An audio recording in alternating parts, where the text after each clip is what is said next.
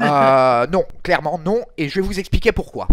Alors tout d'abord, comme tu l'as fait remarquer très justement, Mathieu, et comme me l'a fait remarquer d'ailleurs hier après-midi Pierre Rodiac, ancien président du club James Bond, Si tu nous regardes, il faut d'abord il faut d'abord s'entendre sur ce qu'on considère comme la Bond Mania.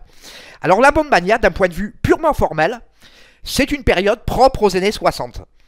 Essentiellement de la sortie de Goldfinger en 64 jusqu'à On ne vit que deux fois en 67. Une période qui est, qu'on le veuille ou pas, liée à Sean Connery. Une période où Bond, comme tu l'as dit, était absolument partout. Mais quand je dis partout, c'est partout. D'ailleurs, l'affiche de Thunderball reprend ce slogan. Bond est absolument partout. Bond était partout, à la radio, à la télé, dans la presse, au cinéma, en librairie, chez les disquaires, dans les magasins de jouets. Mais quand on dit partout, c'est partout. Bond était devenu une mode, une référence, une icône, carrément un phénomène sociologique. Et à ce titre, il convient de faire la distinction entre Bond Mania et succès public. Et je vais rebondir sur ce que tu as dit à propos de deux périodes particulières. Même si par extension, on peut analyser le succès public de Bond à la qualité et la quantité des articles écrits, la quantité et la qualité des livres publiés, ou encore le nombre de produits dérivés, et ça, cet indicateur est quand même extrêmement intéressant. À titre personnel, je considère que la véritable Bond Mania a continué en demi-teinte dans les années 70, avec, comme tu l'as souligné, deux périodes majeures. La première période, c'est lors de la sortie de L'espion qui m'aimait en 77, et une autre période un petit peu plus tardive, c'était en 83, lors de la guerre des Bonds, quand on a connu, dans la même année, la sortie de Jamais plus jamais et la sortie d'Octopussy. 2 années, ou une année, dans laquelle 007 était encore à nouveau de partout, dans toutes les têtes, dans toutes les conversations et dans tous les articles de presse, avec, il est vrai, une propension de la presse à en faire des caisses, avec soi-disant les querelles réelles ou supposées entre Sean Connery et Roger Moore, les batailles de producteurs, de réalisateurs, etc. Enfin, c'est pas le débat de ce soir. On peut aussi dire, dans une certaine mesure, et là aussi tu en as parlé, que 95 fut un soubresaut de Bond Mania avec la réapparition de Bond, l'arrivée de Pierce Brosnan dans le rôle de Bond et la sortie de GoldenEye. Mais on peut constater une perte de vitesse sur les produits dérivés depuis la fin des années 70. C'est-à-dire qu'on peut estimer à l'époque où ce genre d'objet est apparu sur le marché, c'est-à-dire juste après la sortie de L'espion qui m'aimait. Il y a eu du merchandising pour Moonraker, mais c'était déjà... Et ça commençait à être en demi-teinte. À partir d'Octopussy, ça a commencé à disparaître. Et il est vrai que le succès de Bond aidant, les licences coûtant de plus en plus cher, sortir des produits dérivés était de plus en plus difficile.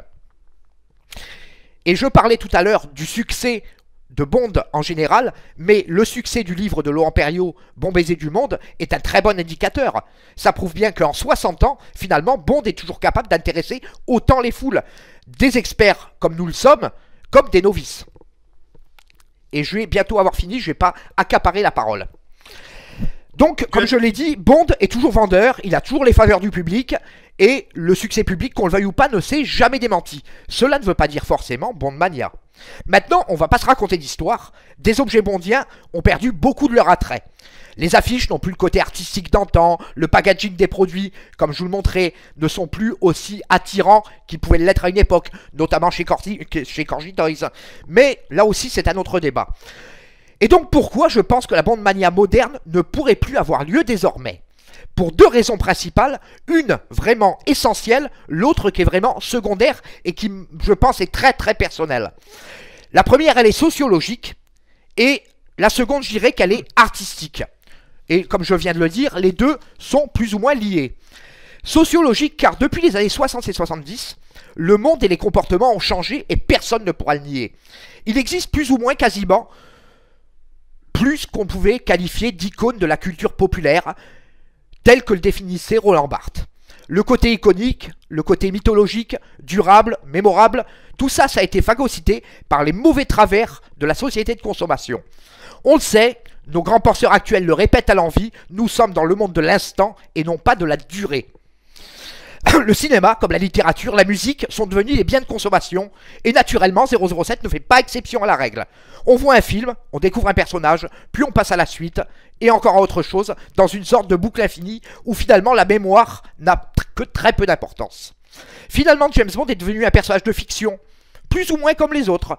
Là où il était novateur et unique il y a 40 et 50 ans, il est devenu limite banal, pas franchement différent des autres, même s'il a, même, s'il a pu conserver ses propres codes, même s'il s'inscrit paradoxalement dans la durée, qu'il a su surfer sur les modes, sur les styles, en suivant l'actualité, mais sans être jamais démodé.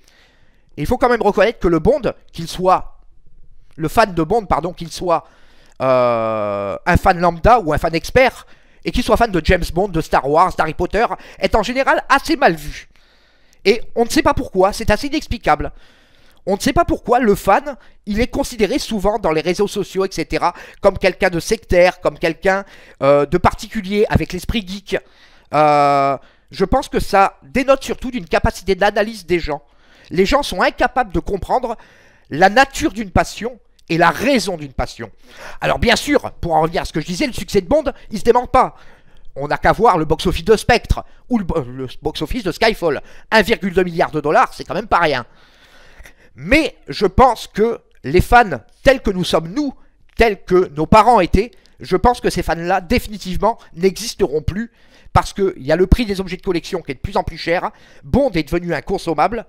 Et après tout, il y a le côté artistique et je ne vais pas m'étendre dessus et je vais laisser la parole. Il manque quelque chose de profond dans James Bond actuellement, une âme. James Bond, je suis intimement convaincu qu'il a perdu son âme et c'est lié en particulier au décès de Cuby Broccoli. Et je pense que des films comme Octopussy, comme Opération Tonnerre, comme L'espion qui m'aimait, on ne les reverra plus, ils sont morts et enterrés. Et je pense que ça justifie le fait que la Bond Mania ait disparu et qu'on ne la reverra jamais.